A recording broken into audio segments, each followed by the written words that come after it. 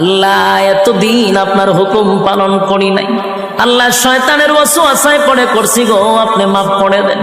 চোখের পানিগুলো ছেড়ে দিয়া যদি আল্লাহর দরবারে আপনি দরখাস্ত করেন, আমার আল্লাহ বলেন বান্দারে যৌবনকালে যদি একবার ডাক দেস, আমি ৭০ বার বান্দা তোর ডাকে জবাব দিই।